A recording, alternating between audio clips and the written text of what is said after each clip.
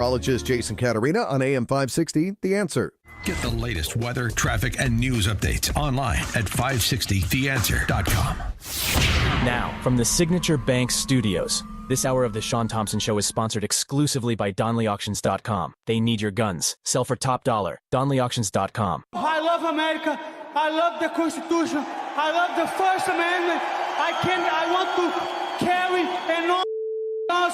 I love it, property. And let me tell you something. If you care about your country, read Ludwig von Mises and the 6 lessons of the Austrian Economic School, motherfuckers. From the streets of Melrose Park to the trading floor of the Merc, he's fought for every dollar he's ever earned. And now, with personal liberty and our system of capitalism under assault in America, he's here to seize back our rights from the government. With a cigar in one hand and a copy of the Declaration of Independence in the other, he's Shaun Thompson. And this is the Shaun Thompson Show. Some folks are born made to wave the flag. I have to tell you how much I always enjoy talking to our next guest. And the reason that I enjoy talking to our next guest is because it is like talking to a law history book, one of the most important law history books of the 20th century and arguably the 21st century. You see, if there's a law, a big case, and the United States needs to be represented, my next guest represented it. When there was a case where people needed to be prosecuted, my next guest was a prosecutor, defense attorney, prosecutor. And he'll remember this scandal as he was probably in law school.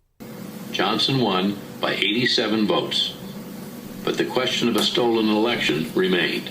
You cannot make the statement on the facts that Johnson stole the election.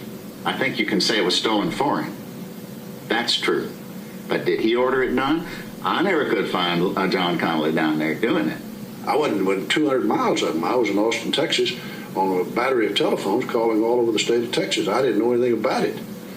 And that's the truth of the matter. If Homer Dean knew it was stolen, you don't find Homer Dean saying he stole it. He was behind by over 800 votes.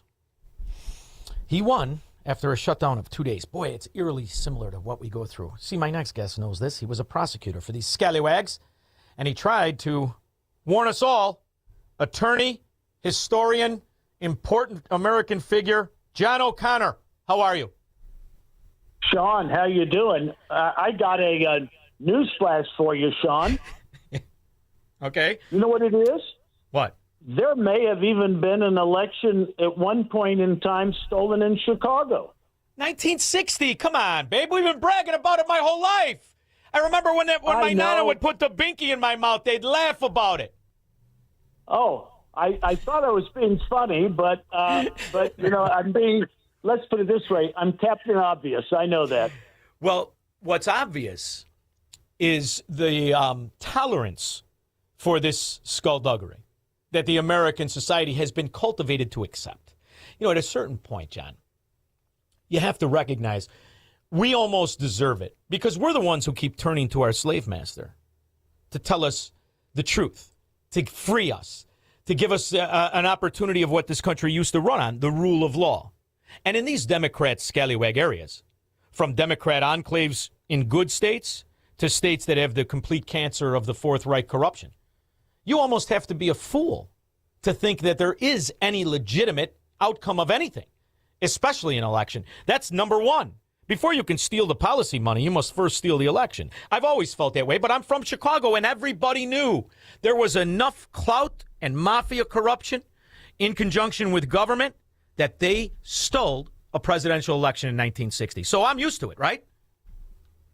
Well, you are, but you probably are not a member of my family by saying that, because I'm the only person in my family that doesn't think all the talk of stolen elections is nothing but MAGA propaganda.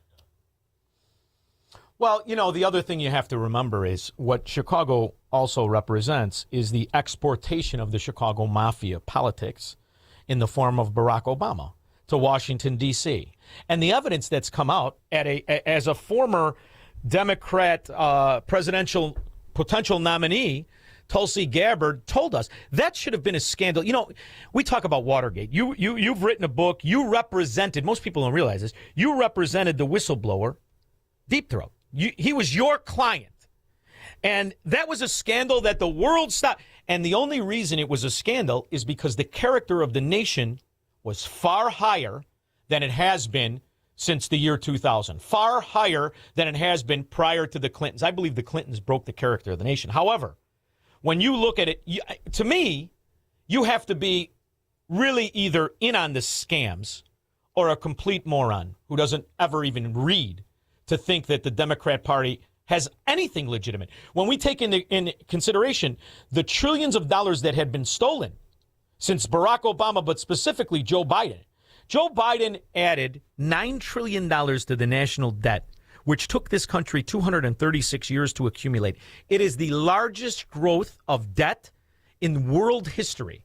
And $5 trillion of it is untraceable. We don't know where it is. That's why they do it. But first, you must steal the election. Back to square one, right? Exactly. That's absolutely right. And people don't realize this, but what gets me, Shaun, is that there really is some idiocy about acknowledging that. Well, first of all, I think what must shock you, being that you have been really in and out of maintaining integrity in the government. That's really what you've done. You've been in and out. And when you look at the fact that the government had become so corrupted and so weaponized, it not only character assassinated, but financially bankrupted Rudy Giuliani and Sidney Powell. Two lawyers, up until their affiliation with Donald Trump or 2020, were renowned attorneys. Rudy Giuliani prosecuted organized crime. He really was the one who was the architect of the RICO Act and how to wield it and how to destroy organized syndicates. And he was targeted for telling the truth. And there are two frauds in Georgia driving around in his Mercedes wearing his pinky ring. It's upsetting to me. Well, it should be, and that's exactly what's gone on. It's really terrible. And so the issue to me is that I think you're right. Back in 1972, when Watergate occurred, we had a really good moral country. And the reason people went along with kicking Nixon out is because they believed everything the Washington Post wrote. Today, more people realize that the media is partisan, but at the same time, as you say, there's been a certain amount of, I don't know what you want to say, just acceptance of nastiness. People on the left, especially, so what? So what if Hunter Biden's got this deal and maybe maybe his dad knows and maybe he doesn't, Well, I think there's a beauty, though, to it. And what I mean by that is I think it's very area specific, very cultural, corrupt character specific. I've gone through the elections for 20 years. 20 years, it's the same 347, 420 counties that are constantly at the root of all of these scandals. 90% of this country, and I mean 90, have not ever voted for a Democrat in a presidential election. It's a staggering reality. California is the prime example. 74 counties have never voted for a Democrat. Never for the last 20 years. Have not voted for a Democrat for 20 years in California, 74 counties. So when you look at what we've taken our eye off the ball, is not just the federalism, but the importance of oversight in the most corrupt areas in our country. These are also, by the way, the counties where the money is stolen the most, where all the Medicare fraud, Medicaid fraud. California's got a big scandal. $146 billion in 2 years in 2 counties was stolen. I mean, at a certain point, we're going to have to do something about this problem rather than identify it, recognize it. At a certain point, people are going to have to go to jail. And I think, why not start at the top? I really do believe that Tulsi Gabbard solidified our accusations and allegations and really gave us the material to go after the big dogs. I mean, not that sending Hillary Clinton would be to prison would be a bad thing. That would be like sending me to hedonism in 1984. And Barack Obama, you could say the same thing. However, why is it that we just accept the fact that at a certain point of political skullduggery, you're too big to prosecute. I don't like that. Well, it's because there is no one in the media that lets at least half of the country know that there may be a big problem. There's half of the country, no matter what happens, Shaun, you could go to Washington and shoot 15 Republicans and people would have some excuse for it, so you name it. And if you go into some place and yell Allah Akbar and shoot people, well, this is workplace violence. It has nothing to do with anti-Muslim stuff. So it's a media telling us, are you going to believe your own lying eyes? And the answer is always no, you shouldn't.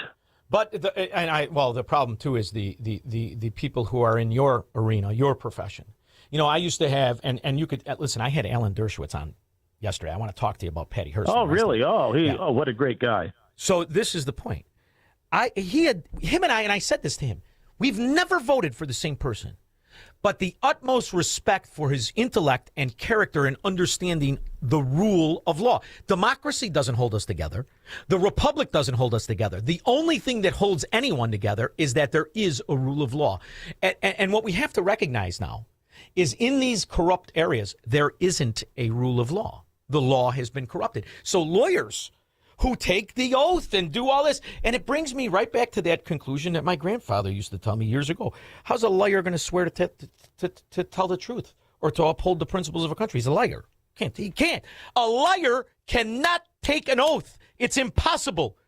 I mean, that's really the crux of it. Just go back to 101, Integrity 101, Character 101. Can a lying, thieving rat ever take an oath? Well, the problem is if you're lying, thieving oath, you will take a lying, stealing thief, I should say. You can take an oath because you don't believe in it, and you're going to why stop there? If you're going to cheat every place else, why not cheat on the oath? But it doesn't mean anything, and it's incumbent upon the people who want the rule of law to prosecute, and that's amazing to me because this is the thing. In Illinois, I was reading the stats, before we go on. I knew them, but I wanted to make sure I was right. 1,800 in Illinois since 1976. Now, you and I remember 1976 like yesterday. 1976 to now, 1,800 elected politicians were prosecuted and sentenced and put in prison in Illinois. That's a staggering amount of people. 1,800? That doesn't talk about the ones that plead out, the ones that agree to be confidential informants, the ones that are under investigation. I mean, this is why in Illinois, the state is not only bankrupt and the counties are not only bankrupt and misappropriating funds, but they cannot govern themselves anymore. Thieves cannot govern themselves in the form of righteousness. So these areas must be either put into receivership, but they need to be discounted when it comes time for any election. There should never be an election held in Cook County. To me, it's a preposterous joke. And when I lived there, and I lived there 90% of my life, I would only go there to fight the union moron on the curb that was trying to hand out who to tell you to vote for 10 feet from the door the way they're not supposed to. That's why I went to vote. I never went to vote because I thought my vote counted. I knew it didn't. And if I know this and you know this, and Illinois is a joke and Cook County's a fraud and California, certain counties, and Minnesota, and all the rest of it, let's have a declaration where their votes don't matter. You guys are just always going to be Democrats. You're always going to vote for the scoundrel and the scumbag and the thief, and we're going to count it that way from now on because nothing's going to turn it around when you look at Chicago, 120 years. You know who's running for mayor right now in a collapse of all bureaucracies? Not one Republican. A plethora of legacy Democrat morons who are linked to scandal after scandal after scandal. So it's a guarantee of the continued meet the new boss, same as the old boss. Yeah, well, you're absolutely right. And it used to be in the good old days, the only city that you would know would reliably cheat in an election is Chicago. Perhaps a little bit of Philadelphia, maybe Fulton County. And, of course, Lyndon Johnson would have a sheriff in a certain county that could do something for him. But most of Texas was clean. Just Lyndon had a couple sheriffs that he could go to. But basically today it's so widespread, it's ridiculous. You look at what happened. They've basically nationalized the Intifada, so to speak. They're cheaters all over the place.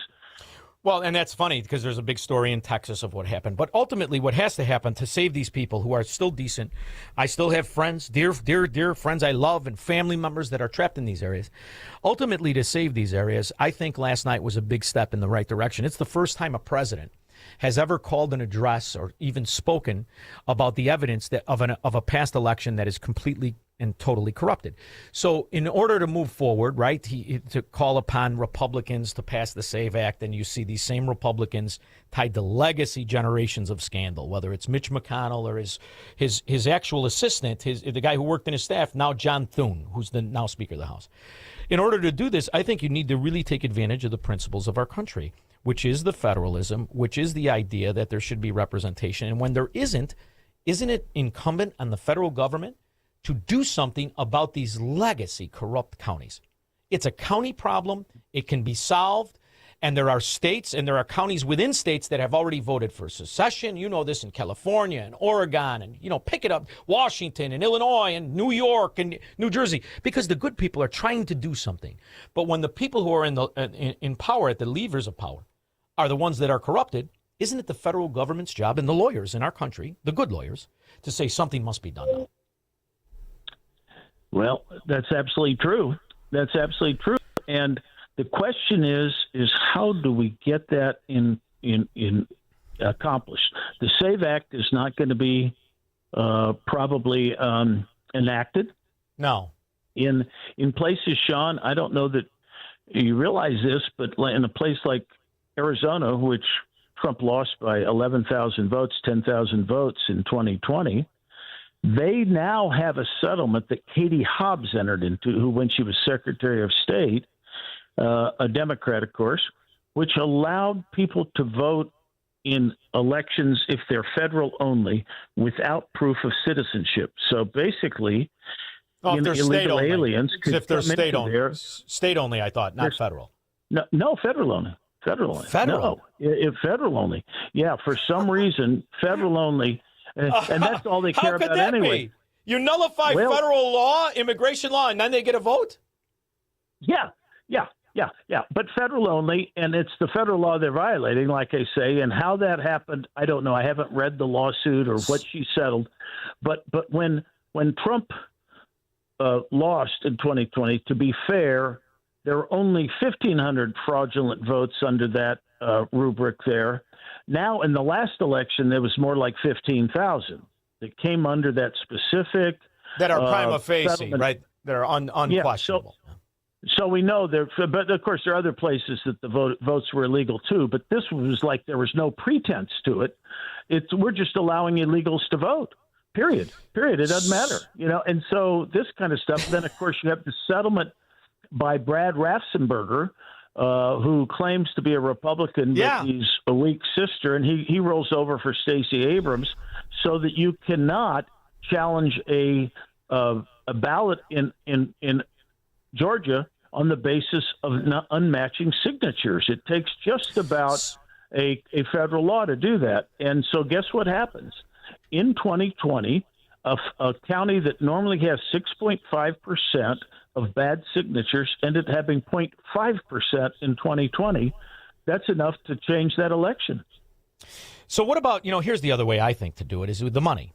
Because with this corruption, in theory, corruption, fraud, misappropriation of funds by politicians and by the governing bodies and the so-called overseers. That's the other thing. These entities that are supposed to be bipartisan, inspector generals, they're all crooks. And they're supposed to oversee it. The federal government needs to shut the flow of money off, because the other common denominator from all of these scandalous areas of thievery and election fraud and the rest of it, they're all bankrupt. And why should the rest of the country bail this out, or even the future, in the form of debt? I think it's time to really attack the money aspect of it. And, this goes back to my one beef against Nixon that you and I go over with. It was him that, taking us off the gold standard, boom, you open the floodgates to debt. So the reality is, it almost pays to be a scoundrel and scumbag. There's no restrictions on debt. There's no restrictions on the future in the form of debt, bailing out your area. And all these areas, I mean, if you look at Illinois, you look at Cook County, you look at Chicago, you look at New York and New Jersey and Philly, Boston. I mean, you could pick any of these areas. They're truly bankrupt. So is that a way to attack it, in your opinion, to really shut it down? Well, let me make you feel bad here, Shaun. I know this. My brother-in-law, my late brother-in-law, was a retired teacher, and when when there was a question about whether or not there would be bankruptcy in Illinois, I think there might have been one, but the court ruled that you can't use bankruptcy to in any way challenge or knock down the teacher's pay because it's a matter of, constitutional law in Illinois, whatever. So basically, you can't get rid of a fraudulent, corrupt deal with the union. That's that's what it's the whole thing. We have legitimized illegality. That's what Democrats do. Before I let you go, because I wanted to talk to you about this, I really had such a wonderful conversation with Alan Dershowitz, and even though, totally disagree politically, but remember all of the ways in which he really was and is brilliant at his positioning and understanding of how difficult it should be to prosecute, how many rights the individual has and how important it was. And I was reminded he was the appellate defense attorney for Patty Hearst. You were the prosecutor, right? Yes, I was. Yeah, I wrote some of the key briefs. I wasn't the top two guys. I worked for one of the top guys, and I was his chief assistant. So I handled the psychiatric preparation. I handled the briefing on on the whole concept of brainwashing, and I also did the Fifth Amendment brief, which got us to examine Patty Hearst on things that she had to take the Fifth Amendment on. So I got lucky to do some really good things there. And you convicted her. She was convicted. It was Carter that let her out because, Carter was Carter. But what was interesting is to hear him discuss that case, and F. Lee Bailey, who went from prosecuting Manson, right, to be defending Patty Hearst. That's a big transition, isn't it? Oh yeah. Oh, that's. I mean, John, you have worked with the best legal minds against and with. What an amazing, reflective career you must have. Well, let me talk about Alan Dershowitz. What's great about Alan is he is a dyed-in-the-wool liberal, but he is liberal. He sticks with liberal principles. Conservatives try to conserve truly liberal, not progressive, but truly liberal principles of freedom of speech and all that stuff. He's a real liberal, and he says this stuff is not liberal. It's nasty. It's bad. It's corrupt. And he is the guy that we should listen to this, because you can't say about Dershowitz, oh, he's just a conservative. He's not a conservative. No. But his opinions are in line with everything conservatives are saying today. Well, the system is out of whack, and Dershowitz knows it is. The other dirty little secret that, I've said it on my show. If you believe in the rule of law and the principles of liberty, you, me, Alan Dershowitz, and everybody involved in everything has to ultimately be a liberal in the form of liberty. And that's what used to keep the country together.